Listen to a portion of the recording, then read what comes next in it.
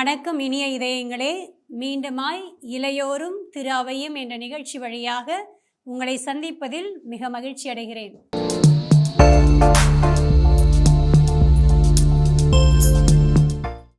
வணக்கம் ஃபாதர். கடந்த 2 பகுதிகளிலே நாம் இளையோர் பற்றியும் நம்முடைய பேராயருடைய பங்களிப்பு, பெற்றோர்களின் பங்களிப்பு பற்றியெல்லாம் நிறைய பேசியிருக்கிறோம். இந்த பகுதியிலே உங்களோடு நான் தெரிந்து கொள்வதும் மக்களுக்கு தெரியப்படுத்த விரும்புவதும் என்னவென்றால் 100 டேஸ் ரோசரி சேலஞ்ச் அப்படி என்று ஒரு அமைப்பாக செயல்பட்டீர்கள். அதை பற்றிய கருத்துக்களை தெரிந்து கொள்ள ஆசைப்படுகிறோம்.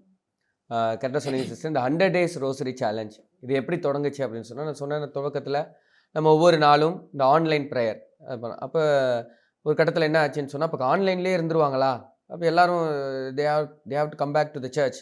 மக்கள் எல்லாம் சர்ச்சுக்கு வர ஆரம்பிச்சிட்டாங்க. அப்போது திருப்பி யோசிக்க வேண்டியதாக இருக்குது. இப்போ பிள்ளைகளை திருப்பி நம்ம வந்து ஆலயத்திற்கு கொண்டு வர செல்ல வேண்டும். இப்போ ஆன்லைனில் எப்படின்னா பங்காக ஜெபம் பண்ண ஆரம்பிச்சிட்டாங்க. ஏனென்றால் நிறைய பங்குகள் சேர்ந்த உடனே ஒரு நாளைக்கு ஒரு பங்கு ஸ்லாட் கொடுத்து அந்த மாதிரி பண்ண ஆரம்பிச்சு.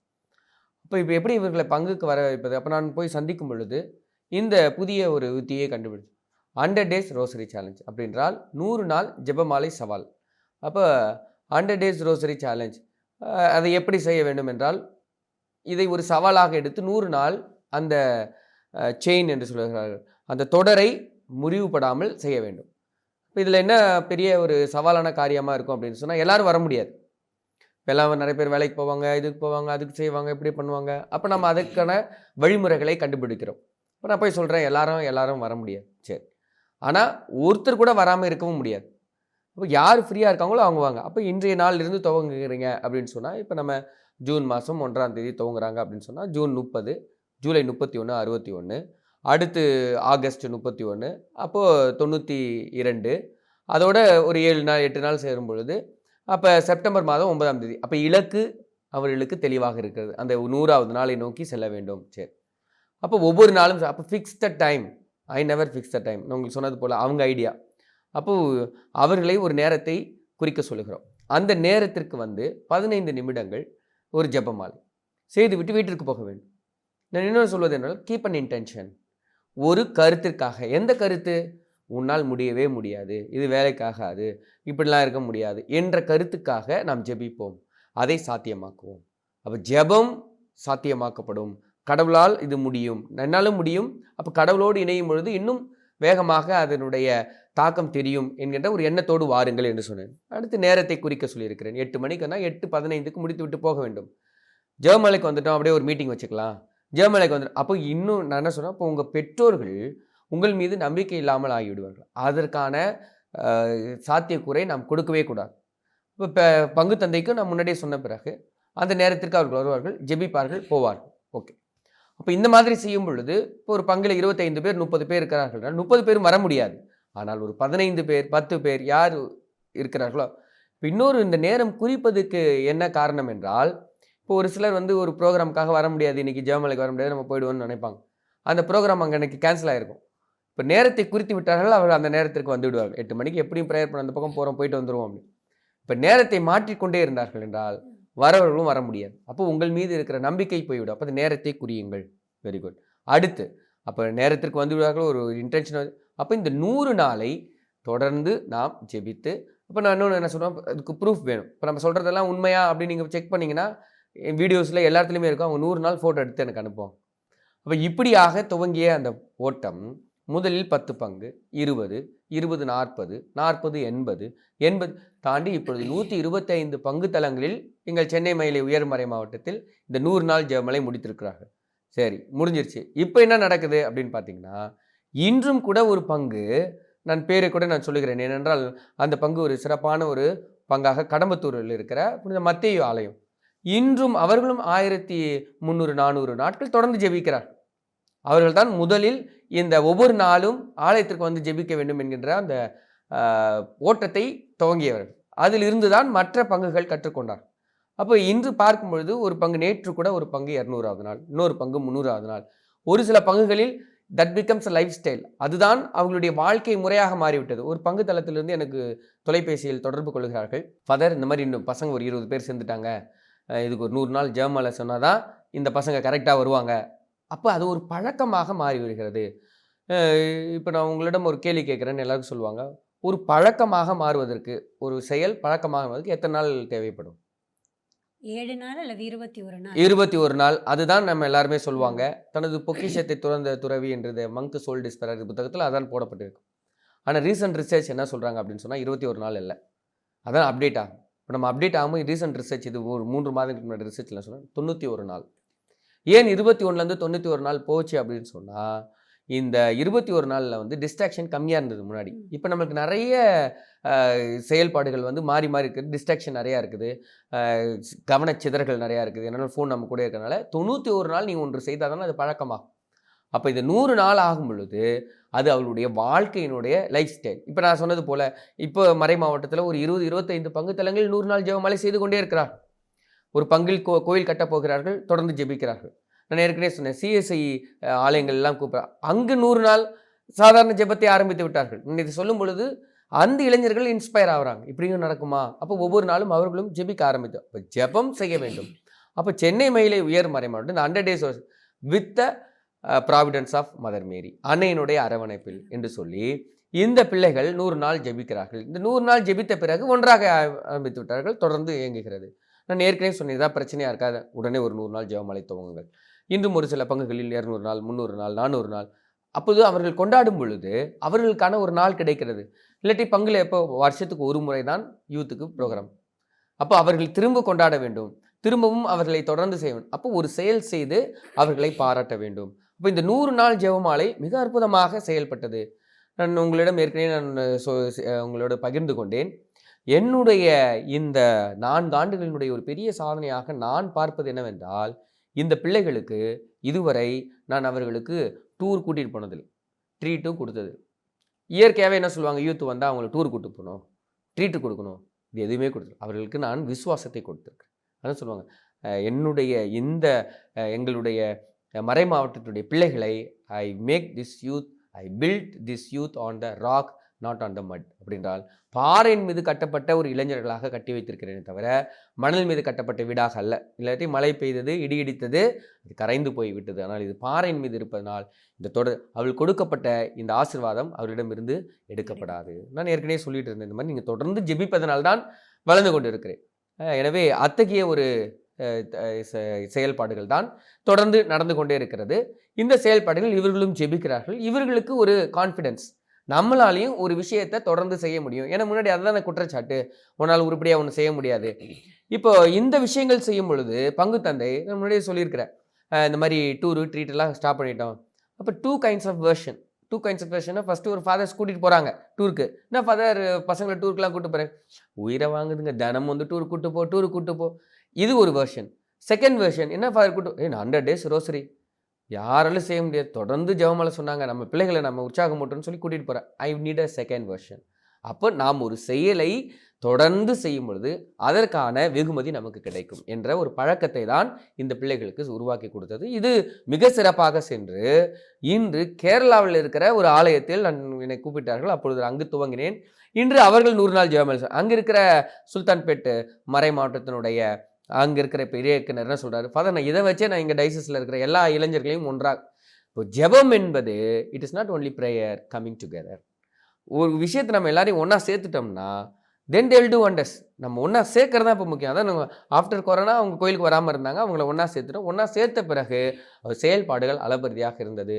நம்மால் எதிர்பார்க்க முடியாத, சிந்திக்க முடியாத சாதனைகளை அவர்கள் செய்து கொண்டிருக்கார். இளைஞர்கள் என்பது ஒரு சக்தி. அந்த சக்தியை நாம் சரியாக பயன்படுத்தணும். அதான் சொல்லுவாங்க, ஒரு பெரிய பைப்பில் தண்ணி எங்கே வேணால் ஊற்றலாம். அந்த தண்ணி எடுத்துகிட்டு போய் நிலத்தில் ஊற்றினீங்கன்னா அந்த நிலத்திலிருந்து வருகிற பயிர்கள் நமக்கு பலனை தரும். அதே நம்ம ரோட்டில் ஊற்றினோம் விரயம். இப்போ இளைஞர்களுடைய அந்த சக்தியை ஒருங்கிணைக்கிறது தான் நம்முடைய வேலையாக இருக்கிறது. அது மிக சிறப்பாக இந்த அன்னையினுடைய அரவணைப்பில் 100 நாள் ஜெபமாலை மிக அற்புதமாக செயல்படும். நம்முடைய முதல் பிரதமர் ஜவஹர்லால் நேரு அவர்கள் இளைஞர்களை பற்றி இந்த மாதிரி சொல்லியிருக்கிறார். இளைஞர்களே தேசத்தின் எதிர்காலம், இவர்கள் மீது நீங்கள் செய்யும் முதலீடு எதிர்காலத்திற்கு நீங்கள் செய்யும் முதலீடு அப்படின்னு சொல்லியிருக்கிறார். அப்படிப்பட்ட ஒரு பணியை இந்த காலகட்டத்தில் நீங்கள் செய்து வருகிறீர்கள்.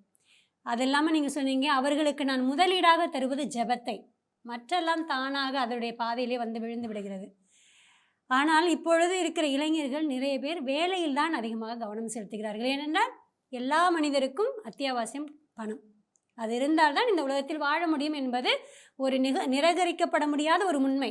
அப்படிப்பட்ட சூழ்நிலையிலே இந்த இளைஞர்கள் எப்படி இந்த ஜெபம் செய்வதையும் தங்களுடைய குடும்பத்தோடு இணைந்து, சப்போஸ் பணிக்கு போயிட்டு வராங்க, வந்து ரோசரி சொன்னால் திரும்பி லேட்டாக போய் இப்போ வீட்டில் வந்து அவங்க ஒரு குடும்ப ஜெபமோ அல்லது குடும்பத்தோடு இணைந்து ஏதாவது ஒரு ஆக்டிவிட்டி செய்கிறதோ முடியாத சூழ்நிலைகள் ஒரு சில இளைஞர்களுக்கு வந்திருக்கு.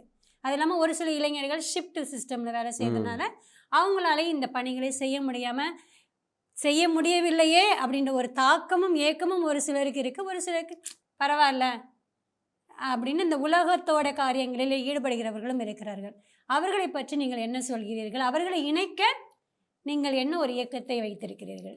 நம்ம இந்த மாதிரி ஒவ்வொரு பங்குகளில் போய் நான் இதை ஷேர் பண்ணும்போது எல்லாத்தையும் சொல்லுவாங்க. இப்போ நான் சொல்லுவேன், உங்களால் வார முடியல அப்படின்னா ஞாயிற்றுக்கிழமையாவது நீங்கள் வரும்பொழுது ஒன்றாக மார்னிங் வரும்போது அந்த நேரத்தை பயன்படுத்தி ஒரு ஜெபமாலை சொல்லும். வேறு எதுவுமே வேணாம். என்ன பண்ணுறதுனே தெரியல அவங்களுக்கு. உட்காந்து என்ன டிஸ்கஸ் பண்ணுறது, எங்களுக்கு பெருசாக வேலை கொடுக்கல, nothing. You come together and pray together. இன்னும் சொல்லுவேன், போய் எப்போவுமே உங்களுக்கு தெரியும், யூத் பசங்க ஸ்பான்சர் வாங்கி தான் செய்வாங்க. இந்த மாதிரி 100 நாள் ஜெபமாலை சொல்லி முடிச்ச உடனே ஒரு பையன் சொல்கிறான், ஃபாதர் முன்னாடிலாம் நாங்கள் ஸ்பான்சர் போய் வீடு வீடாக கேட்போம், இப்போ அவங்களே வராங்க. ஏன்னா நான் அதே சொன்னேன், நீங்கள் ஜெபிப்பதை ஒரு ஆலயத்தில் இளைஞரிடமிருந்து என்ன எதிர்பார்ப்பாங்க? ஒரு பங்கு தந்தை ஜெபிப்பதை தான் எதிர்பார்ப்பார்கள். ஏனென்றால் நம்மளுடைய வேலை ஒரு ஆலயத்தில் அதான வேலை, வேற என்ன பெரிய வேலையாக இருக்கும் ஒன்று. இரண்டாவது, quantity is not important, quality is important. எனக்கு தெரிந்த ஒரு பங்கு தந்தை, அருள் தந்தை, நான் அவரோட இந்த ஸ்பிரிச்சுவல் டைரக்ஷனில் இருக்கும்போது நான் சொன்னேன், நிறைய நேரம் என்னால் ஜெபம் பண்ண. அப்போ அவர் இந்த ஒரு என்லைட்மெண்ட் கொடுத்தாரு. Quality is important then quantity. ஒரு நாள் ஃபுல்லாக நம்ம ஜெபம் பண்ணுறேன்னு ஊரெல்லாம் நம்மளுடைய எண்ணங்கள்லாம் ஒரு 10-15 நிமிடம் சரியாக ஜெபிக்கும்போது, அல்லது வாரத்தில் ஒரு முறை, இப்போ நீங்கள் ஒரு வேலை பலுவாக இருக்கிறதா பரவாயில்லை, அது ஆனால் ஞாயிற்றுக்கிழமை அல்லது சனிக்கிழமை வந்து இந்த ஜெபத்தில் ஈடுபட்டு அட்லீஸ்ட் அந்த 2-3 நாட்கள் அப்படியாக நீங்கள் ஜெபிக்க வேண்டும் என்பது. நீங்கள் சொன்னால் நம்ப மாட்டீங்க, ஒரு சில யூத்து இங்கே வர முடியலன்னு ஆன்லைனில் கனெக்ட் ஆனாங்க. எப்படி? அந்த பங்கில் இருக்கிற யூத் ப்ரேயர் என்னால் வர முடியலன்னு ஆஃபீஸில் இருந்து அந்த 15 நிமிடம் ஆன்லைனில் connection. See how they are able to connect. ஏன்னா அது ஒவ்வொரு முறையும் அந்த புகைப்படத்தை எடுத்து போடும் பொழுது இதில் இன்னொரு பெரிய சூட்சம் என்னென்னா, இதுவுமே நான் சொல்லுவேன், இப்போ எல்லாரும் ஒரு இன்டென்ஷனுக்காக தினமும் ப்ரேயர் பண்ண, எல்லாரும் வர முடியல, don't worry, year 3 or 4 R praying for your intention also. அப்போ இந்த 3-4 பேர் திடீர்னு வராமல் போயிட்டாங்கன்னா அப்போ நீ அங்கே வரணும். இப்படிப்பட்ட ஒரு பாண்ட், த க்ளோசஸ்ட் பாண்ட். அப்போ அந்த மாதிரி ஜெபம் செய்யும்போது நிறைய பயன்கள் கிடைத்திருப்பதாக சொல்லுவேன். ஒரு பங்கில் 50 நாட்கள் கொண்டாடிட்டு சரி 50வது நாள் என்ன செய்யலாம் அப்படின்னு யோசிச்சு சொல்கிறாங்க, ஒரு அம்மாவுக்கு உடம்பு சரியில்லை, வாங்க அங்கே போய் நம்ம ப்ரேயர் பண்ணிவிட்டு அவங்க யூத். இதுதான் நான் பங்குகளில் சொல்லும்பொழுது, ஜெபமாலை சொல்கிறவர்கள் வயதானவர்கள் அல்ல, ரிட்டையர்மெண்ட்டு முடித்து என்ன செய்யுதுன்னே தெரியாதவர்கள் அல்ல, பல வேலைகளை இருந்தாலும் அதை சாக்ரிஃபைஸ் பண்ணி செய்யும் பொழுது இப்போ மற்ற இளைஞர்கள் இப்போ வர முடியாதவங்களாம் இருக்காங்க, பார்க்குறாங்க. எனக்கு அவன் வந்து சாட்சி சொல்கிறான், எனக்கு இதெல்லாம் நடந்துச்சுலாம், இன்ஸ்பைரிங் ஈச் அதர். இப்போது இப்படித்தான் நம்முடைய திருச்சபை வளர வேண்டும். அந்த வளர்ச்சிக்கு இன்று இளைஞர்கள் மிக அற்புதமாக இந்த 100 நாள் அன்னையினுடைய அரவணைப்பில் மிக அற்புதமாக இது நடந்து கொண்டிருக்கிறது. இந்த ஜெபமாலையே எல்லாரும் ஆலயத்தில் ஜெபிக்கிறத நானும் பார்த்துருக்கேன் ஃபாதர். அப்போ அவர்கள் ஜெபிக்கும் பொழுது அங்குள்ள பங்கு தந்தையும் ஏறக்குறைய அங்குதான் இருப்பார். ஏன்னா மாலை வேளை எந்த பணிக்கு சென்றாலும் ஏறக்குறைய வந்து சேருவார். அவர்களும் அவர்களோடு இணைந்து ஜெபிக்கிறார்களா, அவர்களை உற்சாகப்படுத்துகிறார்களா, அவர்களுடைய இருப்பு அந்த இளைஞர்களுக்கு எந்த தாக்கத்தை ஏற்படுத்தி இருக்கிறது? கட்டாயம் சிஸ்டர், அவங்க நிறைய ஃபாதர்ஸ் வந்து ரொம்ப பெருமையாக சொல்லுவாங்க, எனக்கு ரொம்ப சந்தோஷமாக இருக்கும். இப்போ 100th டேக்கு வந்து என்னை கூப்பிடுவாங்க, வாங்க ஃபாதர் இந்த மாதிரி நீங்கள் தான் ஸ்டார்ட் பண்ணீங்க. அப்போ ஃபாதர் வந்து ரொம்ப உற்சாகம் ஊட்டியிருப்பார். அப்புறம் நிறைய இந்த மாதிரி செய்யுங்க, ஆல்டர் டெக்கரேட் பண்ணுங்க, இதெல்லாமே அவங்க ஏன்னா இயற்கையாக இளைஞர்களுக்கு தெரியாது, பங்கு தந்தை தான் அவர்களை டிரெக்ட் பண்ணுவாங்க, இந்த மாதிரி செய்யுங்க அந்த மாதிரி செய்யுங்க. இது அப்போது அவர்களுக்கும் ஒரு ஆர்வம், இந்த பிள்ளைகளுக்கும் நம்மீது ஒரு தனிப்பட்ட ஒரு அக்கறை பங்கு தந்தையிடமிருந்து இருக்கிறது என்பதை ஏன்னா இல்லைன்னா அவங்க இவ்வளோ கிராண்டாக செய்ய மாட்டாங்க. ஒரு பங்குல நல்லா கிராண்டாக செஞ்சுட்டு நல்லா அதற்கு பிறகு உணவு கொடுக்குறார்கள். அந்த உணவு யார் கொடுத்தாலும் அந்த யூத்தில் இருக்கிற ஒருத்தர் ஸ்பான்சர் பண்ணுறான். அதுதான் இந்த கம்மிங் டுகெதருடைய. நானும் இந்த திருச்சபைக்கு நான் உதவி செய்ய வேண்டும். அப்போது பங்கு தந்தை மிகவும் ஆச்சரியப்படுறாரு. நம்ம சொன்னால் கூட செய்ய மாட்டான், ஆனால் இந்த மாதிரி ஜெபமாலை வந்தோடனே அவனே செய்கிறான், அவனே இது பண்ணுறான், அடுத்து என்ன செய்யறதுன்னு யோசிக்கிறான். இப்போது அந்த ஒரு டேஸ்ட்டு, அந்த 100 நாள் ஒரு டேஸ்ட்டை கொடுத்தப்புறம் சர்ச்சுக்கு போகணுன்ற அந்த எண்ணம் வந்துடுது. அப்போ எதுக்காக போகணும், ஏன் போகணும் அப்படின்ற அந்த ஒரு பழக்கத்தை உருவாக்கும் பொழுது அது அவர்களுக்கு உற்சாகம் பண்ணுது. அப்போ பங்கு தந்தையும் அதை உற்சாகம் பண்ணுறார். இப்போ நீங்கள் வந்துட்டீங்க, அடுத்த நட செய்யலாம், அப்போ அடுத்து இந்த மாதிரி செய்யுங்க, இந்த மாதிரி பண்ணுங்க. அப்போ ஆலயமே அவர்களுக்கு அடுத்த வீடாக மாறுகிறது. நாங்கள் சின்ன வயசுலலாம் என் கூட இருக்கிற ஃப்ரெண்ட்ஸ்லாம் சொல்லுவாங்க, நம்மளாம் சர்ச்சில் இருந்ததுனால இன்றைக்கி நம்ம நல்லா இருக்கிறோம், இன்றைக்கி ஒரு பையன் நல்ல வேலையில் இருக்கான். நாங்கள் ஒரு வாட்டி பார்க்கும்போது சொன்னால், நம்மளாம் சின்ன வயசில் ஃபாதர் கூடயே இருந்ததுனால நம்ம இருக்கோம். அப்போ என்னுடைய தோழர்களே கோவிலுக்கு வராதவர்கள் சரியாக அங்கங்கே இப்போ இன்றைக்கி எங்கே இருக்கிறாங்க அப்படின்றது வந்து நம்மளுடைய காலம் அவர் காட்டி கொடுக்கிறது. இதை தான் நம்ம தொடர்ந்து செய்து கொடு. இன்னொன்று வந்து எனக்கு என்னுடைய ஒரு ஹிந்து நண்பர் என்னோட படித்தவர் சொல்வார், ஃபாதர் உங்களுக்காச்சும் இந்த மாதிரியான ஒரு அமைப்பு முறை இருக்குது, எங்களுக்கெல்லாம் கிடையாது, நாங்களே போய் காசு கொடுத்து நாங்களே போய் இதை செய்ய முடியும். இவர்களுக்கு இந்த ஒரு அற்புதமான அமைப்பு முறையினால சொன்னோன்னே எல்லாரும் வந்துடுறாங்க. ஒரு அசோசியேஷன் மாதிரி எல்லாரும் வந்து இட் இஸ் அ ஃபார்மேஷன். நாளைக்கு நம்ம ஒரு கம்பெனி பண்ண உனக்கு எக்ஸ்பீரியன்ஸ் இருக்கான்னு கேட்பாங்க. நம்ம ஒரு கம்பெனியில் போய் வேலை செய்யணும் அவசியம் கிடையாது. இந்த மாதிரியான விஷயங்களை சொல்லும் பொழுதே அவர்களுக்கு ஒரு சிறந்த எடுத்துக்காட்டாக இருக்கும். இப்போது இந்த ஆலயத்தில் ஜெபிக்கிற இந்த இளைஞர்கள் தங்களுடைய வீடுகளில் எப்படி இருக்கிறார்கள் ஃபாதர்? ஏன்னா இப்போ இருக்கிற இடத்துல குடும்ப ஜெபம்ன்றது ரொம்ப கம்மியாயிட்டே வருது. அப்படி ஜெபிச்சா அம்மா ஜெபிப்பாங்க, புள்ள படிச்சுட்டு இருக்கும், இல்லைன்னா அது ஆஃபீஸ் வேலை ஏதாவது பண்ணிட்டு இருக்கும். அப்படிப்பட்ட சூழ்நிலைகளை இந்த இளைஞர்கள் வந்து ஆலயத்தில் ஜெபிக்கிறது அந்த குடும்பத்தாருக்கு ஏதாவது ஒரு இன்ஸ்பிரேஷனாக இருக்குது? அவங்களும் ஜெபிக்க தூண்டுதா, இல்லை அவங்களும் இவங்க ஜெபிக்கும் போது சேர்ந்து ஜெபிக்கிறாங்களா? ஏதாவது ஒரு அமைப்பு அது மாதிரி இருக்குதா அப்படின்னு கொஞ்சம் சொல்லுங்கள். இப்போ நம்ம அது தனியாக அமைப்புன்னு உருவாக்க முடியாது சார். ஆனால் நான் போகிறேன் 100 டேத் போகிறேன், முடிஞ்சோடனே நிறைய பேரண்ட்ஸ் வந்து என் கையை பிடிச்ச ஒரு அம்மா வந்து முத்தமே கொடுத்துட்டாங்க. ஃபாதர் என் பையனுக்கு அருளுன்ற மாதிரியே சொல்ல தெரியாது ஃபாதர், இன்றைக்கி அவன் ஜெபமால சொல்கிறான் ஃபாதர், அழுகுறான். Which they cannot do this 100 days challenges makes true. அப்புறம் இன்னொரு முறை ஒரு அம்மா வந்து என்னை பார்த்து சொல்கிறாங்க, ஃபாதர் இது வந்து this is not only 100 days, it is a generation to the generation. புரிஞ்சுக்கோங்க, ஒரு அம்மா வந்து என்கிட்ட சொல்லுங்க generation, you are giving knowledge generation to generation. அப்போ இன்னொரு அம்மா சொல்கிறாங்க, ஃபாதர் இதை பெருமையாகவே சொல்லுவாங்க, டேய் நான் சின்ன வயசு போது 100 நாள் தொடர்ந்து ஒரு நாள் செய்ய முடியுமா சின்ன பசங்க. அப்போ this how we create a challenge and ஒரு ஃபார்மேஷன். அந்த ஃபார்மேஷன் வந்து எப்படி ரீச்சிங் டு காட், இந்த ரீச்சிங்லேருந்து நம்மளுக்கு என்னென்னலாம் கிடைக்குது. நான் ஏற்கனவே சொன்னேன், ஒரு பழக்கத்தை நம்ம உருவாக்கி, இது ஒரு நல்ல பழக்கம். அப்போ ஒரு அதான் சொன்னாங்க அந்த புத்தகத்தில் அட்டமிக் ஹாபிட்ஸ் சின்னஞ்சிறு பழக்கங்கள், அந்த புத்தகம் அழகாக சொல்லும். ஒரு நல்ல பழக்கத்தை நீ ஒரு ஆண்டு முழுவதும் நீ உருவாக்கிட்டினா முடியும் பொழுது 27% நீ நம்புறியோ இல்லையோ, நீ நினைக்கிற இல்லையோ, நீ வளர்ந்துருப்ப. இப்போ ஒரு கம்பெனிக்காரன் வந்து ஒரு பையன் தினமும் கரெக்டாக அந்த 8 மணிக்கு வந்து ப்ரேயர் பண்ணுறான்றதே அவன் கம்பெனியில் வேலை செய்கிறதுக்குரிய முதல் தகுதி. இப்போ இதை தானே எதிர்பார்க்குறாங்க, நீ நல்லா வேலை செய்வே இல்லையான்றது எனக்கு எப்படி தெரியும்? So this is a formation we are giving. இதுதான் சின்ன சின்ன விஷயங்கள். இப்போ இந்த சின்னஞ்சிறு பழக்கங்கள் அவனை அடுத்தடுத்த தளத்தில் போய் சேர்க்கும். Very good father. அந்த ஜெபம் செய்கிறது, திருப்பலியில் பங்கேற்பது பற்றியெல்லாம் நல்லா விளக்கமாக சொன்னீங்க. இன்னொரு விஷயம் என்னென்னா, இது வந்து ஒரு விதத்தில் எதிர்மறையாக கூட நீங்கள் பார்க்கலாம், அல்லது மற்றவர்களும் பேசலாம். இப்போ சாதாரணமாகவே இளைஞர்கள் ஒரு அருட்தந்தையை பார்த்தால் சொல்லுகிற முதல் வார்த்தை உங்களுக்கெல்லாம் என்ன ஃபாதர்? நீங்கள்லாம் நல்லா இருக்கிறீங்க, ஜாலியாக இருக்கிறீங்க, நினச்சதை செய்ய முடியுது, எங்களால் அப்படி இருக்க முடியல, ஏன்னா எங்களுடைய பேக்ரவுண்ட் அது மாதிரி இருக்குது, எங்களுக்கு அடுத்த தளம் இல்லை அப்படின்னு சொல்லி ஆதங்கப்படுகிறவர்களும் இருக்கிறார்கள், உற்சாகப்படுத்துகிறவர்களும் இருக்கிறார்கள், பொறாமைப்படுகிறவர்களும் இருக்கிறார்கள். இதான் உண்மை. அவர்களை குறித்து அதை இல்லை, அதை குறித்து உங்களுடைய கருத்து என்ன ஃபாதர்? சிஸ்டர், நம்ம ஒன்று முதல்ல புரிஞ்சுக்கணும், இட் இஸ் அ ஃபார்மேஷன். இப்போ அவங்க சொன்ன மாதிரி அதை எப்போவுமே நான் ஒன்று சொல்லுவேன், அந்த இப்போ ஒரு யூத் வந்து அந்த வயசுலேருந்து ஒரு ஃபாதரை கம்பேர் பண்ணக்கூடாது. அவன் வயசில் ஃபாதர் அந்த வயசில் என்ன செஞ்சுட்டு இருந்தாருன்னு தான் கம்பேர் பண்ணணும். இதுதான் சரியான அணுகுமுறை. இப்போ நான் இங்கே இருக்கிறேன், அம்பானி பெரிய பணக்கார ஆகிட்டார், நான் அவரை கம்பேர் பண்ண முடியாது. ஏன்னா அவர் உழைத்த உழைப்பு வேறு, என்னுடைய உழைப்பு வேறு. அப்போது நீ ஒன்று கம்பேர் பண்ணணுன்னா, உன் வயசில் இந்த ஃபாதர் என்ன பண்ணிகிட்டு இருந்தார், உன் வயசில் இந்த ஃபாதரு வீட்டை விட்டு அவருடைய சுகபோகங்கள்லாம் விட்டுட்டு போய் ஒரு செமினரில் டாய்லெட் கழுவுறதோ, இல்லை அங்கே போய் பெருக்கிறதோ, இல்லை இந்த மாதிரி செய்கிறதோ, தன் வாழ்வை அங்கு சாக்ரிஃபைஸ் பண்ணதுனால தான் இன்றைக்கி நம்ம அங்கே போட்டு இங்கே உட்காந்துருக்கோம். அதுவும் நம்ம சர்ச்சு, நம்மளுடைய கத்தோலிக்க திருச்சபையில் 12 ரிகரஸ் ட்ரைனிங். நீங்கள் எனி டைம் அவர்கள் ஏதாவது ஒரு சின்ன சிலம்பு விஷயம் ஏதாவது தவறு செய்தால் கூட நம்ம வெளியே வர்றதுக்குரிய இதுதான் நம்ம அவங்களுக்கு சொல்லிக் கொடுக்கணும். இப்போ ஒரு சிலருக்கு 12 ஆண்டுகள்னோடனே அவன் போயிடுவான், பாதி பேர் ஆடா போடா 12 வருஷத்தை என்னடா செய்கிறது. அப்போனா வாழ்க்கையில் வந்து தடைகள் இருக்கும், அந்த தடைகளை அதான் தடை அதை உடை சரித்திரப்படி, நீ தடைகளை உடைத்து. இப்போ ஒரு குருவானவர்ன்றது எவ்வளவு தடைகளை தாண்டி வருகிறவர் என்பது உங்களுக்கு தெரியும், எனக்கு தெரியும். இதை தான் அவங்களுக்கு புரிய வைக்கிறோம். ஒரு சில பசங்க வந்து சொல்லுவாங்க, ஃபாதர் எப்படி ஃபாதர் 12 இயர்ஸ் நீங்கள் படிச்சிங்க, எப்படி ஃபாதர் 12 இயர்ஸ் இது பண்ணீங்க அப்படின்ற பசங்களும் இருக்கிறாங்க. ஒரு சிலர் அவங்களுக்கு நான் ஃபாதர் எல்லாமே இருக்குன்னா அதுக்குரிய காரியங்களை நாங்கள் தாண்டி வந்திருக்கிறோம்.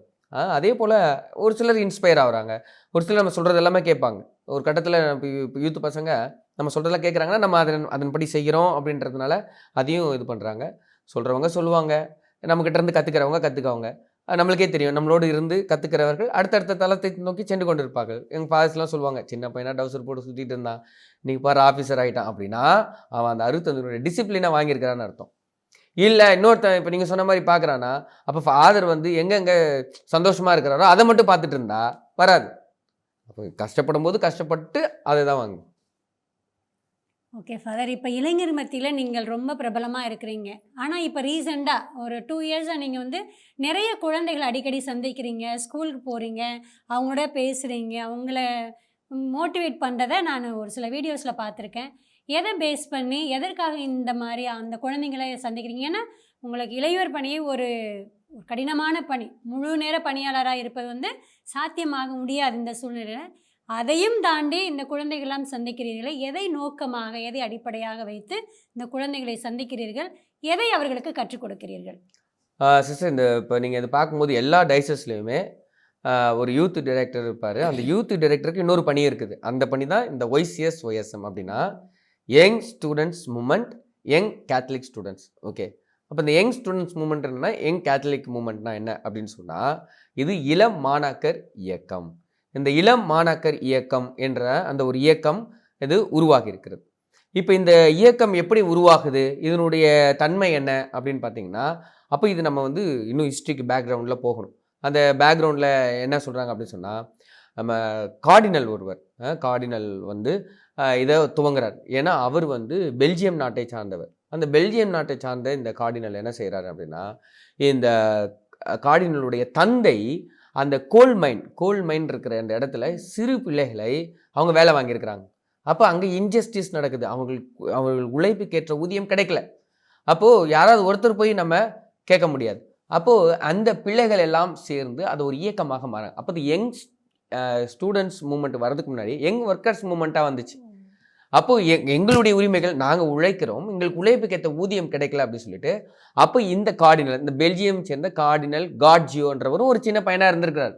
அவங்க அப்பா தான் இதுக்கு ஒரு தூண்டுகோலை. அப்போ இவர் வந்து ஒரு கார்டினல் ஆன பிறகு இதை பயன்படுத்துகிறார். அப்போ இதனுடைய சாராம்சம் என்ன அப்படின்னு சொன்னால், ஒரே ஒரு முக்கியம் தான். இந்த யங் ஸ்டூடெண்ட்ஸ் மூமெண்ட் அப்படின்னா, இப்போ நான் எல்லா பள்ளிகளுக்கும் சொல்கிறேன், இதில் தான் மற்ற மதத்தவரும் வந்து சேர்றாங்க. அப்போ என்ன அப்படின்னு சொன்னால், இளம் மாணாக்கர் இயக்கம். அப்போ இளம் மாணாக்கர் இயக்கம், இளம் கத்தோலிக்க இயக்கம். இப்போ இளம் கத்தோலிக்க மாணாக்கர் அவர்கள் எங்கே இருப்பாங்கன்னா, ஆலயங்களில் அந்த பிள்ளைகளை நம்ம இளம் கத்தோலிக்க மாணாக்கர் இயக்கமாகவும், இளம் மாணாக்கர் இயக்கம் யங் ஸ்டூடெண்ட்ஸ் மூமெண்ட்டை வந்து பள்ளிகளிலும் நம்ம வைக்கிறோம். அப்போ நான் பள்ளிகளுக்கு சென்று இந்த யங் ஸ்டூடெண்ட்ஸ் மூமெண்ட்டை, இப்போ இதனுடைய முக்கியமான இது என்ன அப்படின்னு சொன்னால், change one for change the other and change the society. அப்போ தன்னை மாற்றி பிறரை மாற்றும் பொழுது சமுதாயம் மாற்றப்படுகிறது. இப்போ இந்த உலகத்தில் நம்ம வந்து நிறைய தவறு செய்வது என்னென்னா, அவன் சரியில்லை, இவன் சரியில்லை, இப்படி சரியில்லை, நான் சரியாக இருக்கிறேன்னா. அப்போ என்னை மாற்றும் பொழுது என்னுடைய மாற்றம் மற்றவர்களை மாற்றத்திற்கு உருவாகிறது. இதை தான் சின்ன பசங்களுக்கு சொல்கிறது. இப்போ சின்ன சின்ன விஷயங்களை அவங்களுக்கு நம்ம கொடுக்குறோம். அப்போ இந்த கார்டினல் காட்ஜோ பெல்ஜியம்லேருந்து உருவாக்கியிருக்காரு. அங்கேருந்து நம்முடைய தமிழ்நாட்டுக்கு இந்தியாவில் உங்களுக்கு ஃபார் இன்ஃபர்மேஷன், இந்தியாவினுடைய ஒய்எஸ்எம் ஹெட் ஆஃபீஸ் எங்களுடைய பாசன்டரில் இருக்கிற ஆஃபீஸ் தான், ரெஜிஸ்டர்டு. இது அதுக்கப்புறமா தான் இங்கேருந்து அவங்க அதை ஷிஃப்ட் பண்ணி டெல்லிக்கு எடுத்துகிட்டு போயிட்டாங்க. இன்றைக்குமே, ஏன்னா ரெஜிஸ்டர்ட் ஆஃபீஸை மாற்ற முடியாது, இன்றைக்குமே அவங்க ஒரு புத்தகமோ இல்லை ஏதோ ஒன்று செய்தார்கள் என்றால் நம்மளுடைய அந்த முகவரியை தான் அவங்க போடுவாங்க. ஓகே, அப்போ ஐசிஓஎம் சிஸ்டர்ஸ் தான் இதை வந்து இந்த மூமெண்ட்டை ஆரம்பிச்சிருக்காங்க. இங்கே வந்திருக்காங்க ஒரு சிஸ்டர் வந்து, அந்த சிஸ்டர் வீடு வீடாக போய் இந்த இயக்கத்தை ஆரம்பிச்சிருக்காங்க. இப்போ இந்த இயக்கம் இதை தொடங்குது. அப்போ இதில் வந்து ஒரு 5 ரூல்ஸ் இருக்குது. இந்த 5 ரூல்ஸை நான் ஒரு பள்ளிக்கும் சென்று அந்த பிள்ளைகளுக்கு சொல்லிக் கொடுத்து இந்த பிள்ளைகளை ஒரு எக்ஸாம்பிள் மாடல் சில்ட்ரனாக உருவாக்குறோம். அப்போ அந்த 5 என்ன அப்படின்னு சொன்னால், முதலில் pray for peace for the world. உலக அமைதிக்காக அவர்கள் ஒவ்வொரு நாளும் ஜெபிக்க வேண்டும், அந்த தாக்கத்தை உருவாக்குகிறோம். அப்புறம் ஒரு நாளைக்கு ஒரு நல்லது செய்யணும், டூ அ குட் டீட் அ டே. இப்போ ஒவ்வொரு நாளும் அவர்கள் நல்லதே செய்ய வேண்டும். அப்போ எந்திரிச்சோன்னு ஒரு நல்லது. அப்போ இயற்கையாகவே அந்த பிள்ளைகளுக்கு நல்லது என்ன அப்படின்னு சொன்னால், ஒரு பொருளை கொடுப்பது, இல்லை ஒரு ஹெல்ப் பண்ணுறது, இல்லாட்டி ஒரு சாப்பாடு கொடுக்கறது, இல்லை காசு கொடுக்குறது. இதுதான் நான் என்ன சொல்ல வரேன் அப்படின்கிட்ட, நீங்கள் நேர்மையாக இருப்பது ஒரு நல்லது. மற்றவங்களுக்கு ஏதோ ஒரு சின்ன உதவி, ஒருத்தனுக்கு வந்து எந்திரிக்க நிற்க முடியல, அவனை போய் தூக்கி விடுறது ஒரு நல்லது. ஒரு பள்ளியில் ஒரு குப்பை இருக்குது, அந்த குப்பையை குப்பை தொட்டியில் போடுவது ஒரு நல்லது. சாப்பிட்ற சாப்பாடை சிந்தாமல் இருக்கிறது ஒரு நல்லது. ஒரு இப்படிப்பட்ட ஒரு சின்ன சின்ன விஷயங்களை ஒவ்வொரு பள்ளிக்காக சென்று இதை நாங்கள் உருவாக்க. இது 2வது ரூல். 3வது, ரெஸ்பெக்ட் பேரண்ட்ஸ் அண்ட் டீச்சர்ஸ். அப்போ நம்ம இயற்கையாக உன் பேரண்ட்ஸ் வந்து படிக்கிறாங்களோ இல்லையோ அவங்களுக்கு தெரியுதோ இல்லையோ, but keep the respect teachers. அப்போ ஒரு மரியாதையோடு உங்கள் ஆசிரியர்களும் உங்களுடைய பெற்றோர்களையும் நீங்கள் பார்க்க வேண்டும் என்பதை தான் நாங்கள் இந்த ஒவ்வொரு நாள் இந்த பசங்களுக்கு நான் போய் இதை டீச் பண்ணுறேன். இப்போ இதை டீச் பண்ணும்போது அவங்க என்ன பண்ணுறாங்க, இதை அப்சர்வ் பண்ணுறாங்க, இதை எக்ஸிக்யூட் பண்ணுறாங்க. இப்போ இந்த எக்ஸிக்யூட் பண்ணும்போது என்ன ஆகுது, நான் சொன்ன மாதிரி ஒரு பழக்கத்தை நம்ம உருவாக்கும் பொழுது அந்த பழக்கம் அவர்களிடம் இருந்து எடுக்கவே படாது. அப்போ இந்த மாதிரி அப்புறம் 4வது ரூல் என்ன அப்படின்னு சொன்னால், skip a meal in a week and contribute that money to the poor. அப்போ ஒரு வாரத்தில் ஒரு சாப்பாடுக்கான, நான் என்ன சொல்கிறேன், சாப்பாடு ஏன்னா வீட்டில் செய்கிறதுனால சிப்ஸு சாப்பிட்றது இல்லை மிட்டாய் சாப்பிட்றது என்னைக்காச்சும் ஒரு நாள் இருக்கும், அந்த காசை சேர்த்து வைத்து அந்த காசை ஒரு ஏழையோ எளியவர்களுக்கோ கொடுங்க. அப்போ 5வது ரூல் என்னென்னா, ரெஸ்பெக்ட் த மதர் எர்த். ஒவ்வொரு நாளும் ஒரு பிளான்ட், ஒரு செடியை வளர்ப்பது, செடிக்கு தண்ணி ஊற்றுவது, இப்படியாக பாருங்கள். இந்த 5 ரூல்ஸ் அவங்க பின்பற்றுறாங்கன்னா ஒரு மாற்றம் ஏற்படும். இந்த மாற்றம் மற்றவர்களுடைய மாற்றத்தை உருவாக்கும். மற்றவருடைய மாற்றம் அவ்வளோதான், எல்லாரும் மாறிட்டாங்கன்னா இந்த மாதிரி சமுதாயம் ஆல்ரெடி மாறிடுச்சு. இதில் என்ன ஒரு பெரிய ஒரு இது அப்படின்னு நீங்கள் கேட்டிங்கன்னா, நீங்கள் சொல்லுங்க ஃபாதர் இதெல்லாம் ஒரு வருஷமாக போன வருஷம் நான் ஆரம்பித்தேன், இது வரைக்கும் ஒரு 70-75 பள்ளிகளுக்கு சென்றிருக்கிறேன், தொடர்ந்து சென்று கொண்டிருக்கிறேன். இன்றைக்கி பார்த்தீங்கன்னா 3000 பசங்க, 3000 children are joined here, they are getting the benefit. இதில் என்ன பெரிய ஹைலைட்னா, வயசம் முன்னாடி நான் போய் என்ன சொல்லுவேன்னா, இந்த மாதிரி இல்லை நீங்கள் ஜாயின் பண்ணிங்கன்னா உங்களுக்கு ஒரு மாற்றம் இருக்கும். அதான் ஒரு எக்ஸாம்பிள் சொல்லுவாங்க, நம்ம வந்து நல்லா இருக்கணும்னா 10 பேரை நல்லா ஆக்கிட்டால் நம்ம நல்லா ஆகிடுவோம், நாசமாக போனால் 10 பேரை நாசமாக்கிட்டோம்னா நம்மளும் நாசமாக போயிடுவோம். அது உண்மையும் கூட. இப்போ நான் ஒவ்வொரு நாளும் இதை சொல்லி ஒரு பாயிண்டில் நான் சேஞ்ச் ஆகிட்டேன். இந்த வருஷம் நான் என்ன சொல்ல வரேன்னா, ஐ ஹவ் சேஞ்ச்ட், திஸ் வைசம் சேஞ்ச் டு மீ. எப்படி சேஞ்ச் அப்படின்னு நீங்கள் கேட்டிங்கன்னா, எப்படி நான் எப்படி சேஞ்ச் ஆகிறேன் அப்படின்னு சொன்னால், ஒரு கெட்ட உணவு பழக்கங்கள்லேருந்து ஒரு நல்ல உணவு பழக்கங்களுக்கு போகிறேன். அப்போ நான் ஒரு டிசிப்ளின்குள்ளே நான் போகிறேன். எல்லோரும் கேட்குறேன், நான் 3 மாதத்துக்கு முன்னாடி ஐ வாஸ் 96 kg, நான் 80 kgs. இந்த சேஞ்சஸ் உருவாக்குறதுக்கு இந்த வைசம் உருவாகிடுச்சு. ஏன் அப்படின்னா, இந்த வைசம் என்ன சொல்லுதுன்னா, அவனை பார்த்து நீ கற்றுக்கன்னு சொல்லலை, உன்னை மாற்றி let me be a change and you be example for others. நம்ம வாழ்க்கையில் என்ன நினைக்கிறோம், யாருமே ஒழுங்காக இல்லை ஃபாதர், என்ன போய் ஒழுங்காக இருக்க சொல்கிறீங்க, let me be a change, எனக்கு எந்த எக்ஸாம்பிளும் தேவையில்லை, நானே எக்ஸாம்பிள் ஆகிறேன் மற்றவங்களுக்கு. அதுதான் இந்த வைசமுடைய பெரிய ஒரு இது. இதில் பங்கு பெறும் பிள்ளைகள் எல்லோருமே, நான் நிறைய சொல்லும்போது சிஸ்டர்ஸ் நிறைய பேர் ஃபோன் பண்ணி சொல்லியிருக்காங்க, father it is a very good impact father, பசங்க ரொம்ப பொறுப்பாயிட்டாங்க.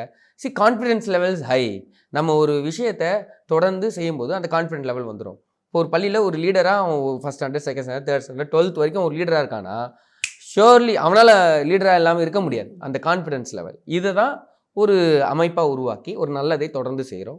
இதனுடைய மூமெண்ட்டுடைய இது பார்த்தீங்க சொன்னால், இவங்க 9 பேராக உட்கார்ந்து இதை செய்வாங்க, இந்த ரூல்ஸ் பண்ணுவாங்க. Plus every time they come and discuss, இது வரைக்கும் நம்ம என்ன செஞ்சோம், ஏன் செய்ய முடியல, ஏன் செய்யலை, okay don't worry, next time we will do. இப்படி தான் முடிஞ்சு போவாங்க. இதெல்லாம் முடியாது, இதெல்லாம் வேலைக்கு ஆகாது, அப்படி இல்லை. அப்போ ஒரு சின்ன காரியங்களை தே கம் அண்ட் டிஸ்கஸ், அதற்கான விடையை அவங்க கண்டுபிடிப்பாங்க. ஏன் நம்மளால் முடியல, ஏன் நம்ம ஸ்கூலில் இந்த பிரச்சனைகள்லாம் இருக்குது, ஏன் எக்ஸாம்பிள், ஏன் ஒரு 20 பசங்க ஸ்கூலுக்கு லேட்டாகி வராங்க, இந்த வயசு ஸ்டூடெண்ட்ஸ் என்ன பண்ணுவாங்க, with a good intention all of them they will go to their houses, speak to the parents. இப்போ பேரண்ட்ஸ் என்ன பாட்டி, சின்ன பையன் நம்ம வீட்டுக்கு வந்து நம்ம பையனை வந்து நேரத்தில் வர சொல்கிறானே. ஸோ இந்த பையனை சேஞ்ச் பண்ணி அந்த பையன்ட்டு அவங்க அப்பா அம்மா சேஞ்ச் ஆகி, so this have the change goes. இது இல்லாமல் இப்போ ஒருத்தர் லேட்டாக வரான், அவன் ஃப்ரெண்டு நேராக எதுக்கடா போகிற, லேட்டாக போடானா, அதுவுமே ஒரு சேஞ்சை கொண்டு வராது. ஆனால் அது தவறான ஒரு தாக்கத்தை உருவாக்குது. இதுதான் இந்த யங் ஸ்டூடெண்ட்ஸ் மூமெண்ட், இளம் மாணாக்கர் இயக்கத்தினுடைய ஒரு பெரிய தாக்கம். இது ரொம்ப வீரியமாக இருந்தது. நடுவில் ஏன் டவுன் ஆயிடுச்சு அப்படின்னு சொன்னால், நான் வரும்போது சுத்தமாக இல்லை. ஏன் அப்படின்னா, அது வந்து இந்த கொரோனா நேரத்தில் எல்லாம் இது ஒரு சில நேரங்களில் பள்ளிகளில் இது ஒரு பலுவாகவும் பார்க்குறாங்க.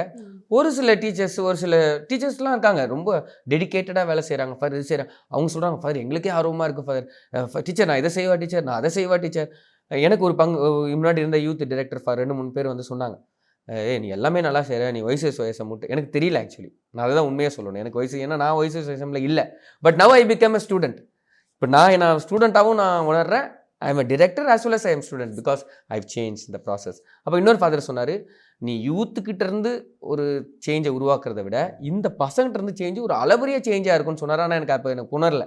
இன்றைக்கி அது என்னால் உணர முடியும். இதுதான் ஒரு இளம் மாணாக்கர் இயக்கத்தினுடைய ஒரு பெரிய பெனிஃபிட். இதனால தான் திருப்பி போகிறேன். நான் போகிற பள்ளிகள் எல்லாமே நான் சொல்கிற விஷயங்கள் என்ன அப்படின்னு சொன்னால், வெரி பாசிட்டிவ். நான் சொல்லுவேன், இங்கே போயிட்டு நான் உங்களை எத்தனை பேரை பார்க்குறேனோ அத்தனை பேருடைய பாசிட்டிவிட்டியை நான் அப்சர்வ் பண்ணிக்கிறேன். அப்போ நான் every time I go I become positive. அப்போ பாருங்கள், இப்போ நீங்கள் நினைக்கிறீங்களா இப்போ ஹூ வில் பிகம் கிரேட் அப்படின்னா பசங்க சொல்லுவாங்க நீங்கள் தான். ஏன்னா அப்போ லேர்ன் ஃப்ரம் மீ. இப்போ ஜீசஸ் சொன்ன மாதிரி தான், என்னிடமிருந்து கற்றுக்கொள்ளுங்கள். அப்போ நீங்களும் கிரேட் ஆகலாம். எப்படி? whenever you see people with a good and positive ideas. அப்போ இப்படி தான் நம்ம அவர்களை உருவாக்கி கொண்டிருக்கோம். ஃபாதர், இப்போ அந்த குழந்தைங்களை சந்திக்கிறதுனால நிறைய பாசிட்டிவ் எனர்ஜி உங்களுக்கு வருது. உங்களுக்கு வர்றதுனால நீங்கள் இன்னும் நல்லா எனர்ஜெட்டிக்காக அந்த குழந்தைகள் மாதிரியே மாறி பல விதங்களில் நீங்கள் பணி செய்துட்டு வந்துடுறீங்கன்னு சொல்கிறீங்க. இப்போ நீங்கள் நிறைய ஸ்கூலில் இதை ஆரம்பிச்சிருக்கிறீங்க. இந்த யார் இதை ஃபாலோ பண்ணுறாங்க? இப்போ நீங்கள் போகிறீங்க, மூமெண்ட் தொடங்குறீங்க, இருக்கிறாங்க, பிள்ளைகள் குரூப்பாக செஞ்சுறாங்க. ஆனால் அவர்களை ஒரு ஒருங்கிணைச்சு செய்கிறதுக்கு யாராவது ஒருத்தர் இருந்தால் தான், அந்த ஸ்கூலில் ஒரு லீடரோ ஒரு ஆசிரியரோ இல்லை தலைமை ஆசிரியரோ யாராவது அனிமேட் பண்ணாங்கன்னா இன்னும் வைப்ரண்ட்டாக இருப்பாங்கன்னு நான் நம்புகிறேன். அது மாதிரி யாராவது இருக்கிறாங்களா எல்லா ஸ்கூலும்? Correct sister. இப்போ நான் போனேன்னா ஃபஸ்ட்டு ஸ்டூடெண்ட்ஸை பார்த்துருவேன், விஷயங்களாக சொல்லிட்டு எல்லாமே வாலண்டியர் சர்வீஸ் தான். வி வில் நாட் ஃபோர்ஸ், நீ தான் வரணும், நீ தான் வரணும், நீ வரக்கூடாது அப்படின்னு சொல்லிட்டு. அப்போ எல்லா மதத்தையும் வராங்க, முஸ்லீம்ஸ் இருப்பாங்க, ஹிந்து இருப்பாங்க. ஏன்னா அவனுக்கு என்னென்னா, சரி நம்ம ஏதாவது ஒரு நல்லது செய்யணும் ஸ்கூலுக்குன்னு ஒரு சிலர் இருப்பாங்க, அவங்கள நான் ஒரு குரூப்பாக ஆக்குறேன். அப்போ குரூப்பாக இருக்கும்போது அதனுடைய விளைவுகள் ரொம்ப மகத்தானதாக இருக்குது. அப்போ இதே மாதிரி நான் டீச்சர்ஸையும் கேட்பேன். நிறைய சிஸ்டர் சொல்லுவாங்க, நான் ஆல்ரெடி ஒரு டீச்சர் இருக்கேன். No sister, I will talk to them, volunteer service.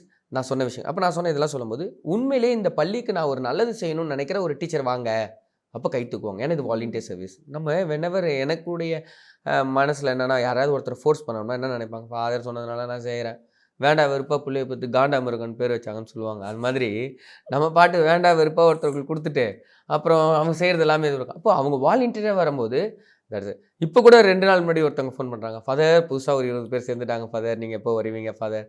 எனக்கு ரொம்ப ஆசையாக இருக்கும். இந்த மாதிரியான ஆட்களே நம்ம அப்போ இவங்க டீச்சர்ஸ், இந்த டீச்சர்ஸ் ஒரு பள்ளியிலையும் அந்த ஆட்களுக்கு ஏற்ற மாதிரி இப்போ கூட ஒரு பள்ளியில் ஏற்கனவே 80 பேர் இருந்தாங்க, இப்போ 110 பேர் சேர்ந்துட்டாங்க. அப்போனா ஆட்களை வந்து இப்போ நான் என்ன சொல்ல வரேன்னா, இந்த பிள்ளைகளை பார்த்து அவங்க ஆசைப்படுவாங்க, சரி நம்மளும் இந்த மாதிரி பண்ணுவோம். அப்போ அதே மாதிரி ஒரு சில பள்ளிகளில் அதிகமாக அவர்களை பாராட்டுவாங்க, டீச்சர்ஸை பாராட்டுவாங்க.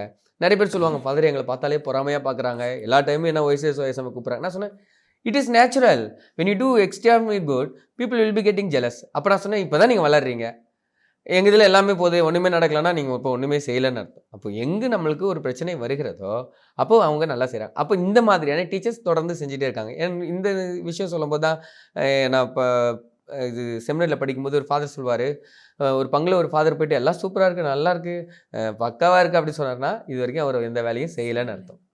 இல்லை ஏன்னா நம்ம நன்மை எல்லாரும் நல்லவங்க இல்லைல்ல, அதே சமயத்தில் கெட்டவங்களும் இல்லை எல்லாரும். அப்போ நம் நன்மையானவர்களை இணைத்து நம்ம தொடர்ந்து செய்யும்போது பிரச்சனைகள் பல வரும். இதில் தான் நம்ம பியூட்டி என்னன்னா, காட் டஸ் ஒர்க். நான் சொன்னேன், when we do God's work, God do our work. இந்த விஷயத்தில் இப்படி தான் நான் ஒவ்வொரு நாளும் நான் ஒவ்வொரு பள்ளிக்கு போகும்போது விஷுவலைஸ் பண்ணுவேன். நான் இத்தனை பிள்ளைகளை போய் பார்க்க போகிறேன், இதில் பிள்ளைகளை நான் கன்வின்ஸ் பண்ணிவிடுவேன். ஏன்னா I have a strong confidence that I will make the force. இப்படி தான் ஒரு பள்ளியில் சிஸ்டர் சொல்லிட்டாங்க, நாங்கள் இதை க்ளோஸ் பண்ணிட்டோம், இனிமேல் வேண்டாம், ஏன்னா இது வரைக்கும் யாருமே வரல, நீங்கள் சரியாக பார்க்கல. அப்புறம் சொன்ன ஃபாதர் எங்கள் மேலே தப்பு சிஸ்டர், என்னென்ன கொரோனா டைமில் நாங்கள் வரல. அப்புறம் ஃபோர்ஸ் பண்ணி சொல்லி அவர்களை தொடர்ந்து இது பண்ணி இப்போ நினைக்கிறேன் அந்த ஸ்கூலில் ஒரு 30 பேர் 40 பேர் வந்துட்டாங்க. அந்த டீச்சர்ஸ் தொடர்ந்து செயல்படுறதுக்கு முயற்சி செஞ்சுட்டு இருக்கோம். அப்புறம் இவங்களுக்கு தனியாக டீச்சர்ஸ் தனியாக ட்ரைனிங் ப்ரோக்ராம் வச்சோம். இப்போ இந்த வருஷமும் ஒரு வாட்டி வைப்போம். அப்புறம் லீடர்ஸ் இதே மாதிரி நான் சொன்ன மாதிரி இவங்களுக்கும் லீடர்ஸ் இருப்பாங்க, யூனிட் லீடர்னு சொல்லிட்டு. இதுக்கும் ஒரு இது இருக்குது. அந்த ஒரு குரூப் வந்து it is called one cell becomes many cells becomes unit, school unit. அந்த மெனி யூனிட் பிகம்ஸ் அ டைசஸ்லேருந்து இதே மாதிரி எப்படி ஒரு யூத் அமைப்பு இருக்கோ இதே மாதிரி ஸ்கூல்ஸில் இருக்குது. ஸ்கூல்லேருந்து டைசஸ் வரும், டைசஸ்லேருந்து ரீஜனல் வரும், ரீஜனல்லேருந்து நேஷனல் வரும்.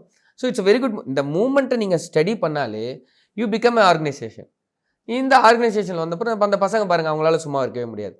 அதான் சொல்லுவாங்க, YCSYSMல சேர்ந்தவங்க till the end they are YCSYSM members. So till the டெத்னா எண்டு, அவ்வளோதான். நீ சாகிற வரைக்கும் YCSYSM மெம்பர் தான், சாகிற வரைக்கும் நல்லது செஞ்சுட்டே இருக்கும். மிக்க நன்றி ஃபாதர். தேங்க்யூ. ரொம்ப அழகாக அந்த 100 days ரோசரி சேலஞ்சையும் இந்த குழந்தைகளை சந்தித்து அவர்களை எப்படி ஒரு நேர்மறையான பிள்ளைகளாய் ஒரு நல்ல பழக்க வழக்கங்களோடு தனக்கு மட்டும் இல்லாமல் ஒரு சமுதாயத்திற்கும் ஒரு நல்லதை உருவாக்கக்கூடிய ஒரு மாணவர் குழந்தைகளாக நீங்கள் அவர்களை உருவாக்கினீர்கள் என்பதை பற்றி மிக அழகாக சொன்னீங்க. மிக்க நன்றி ஃபாதர். தொடர்ந்து அடுத்த நிகழ்வில் நாம் சந்திப்போம்.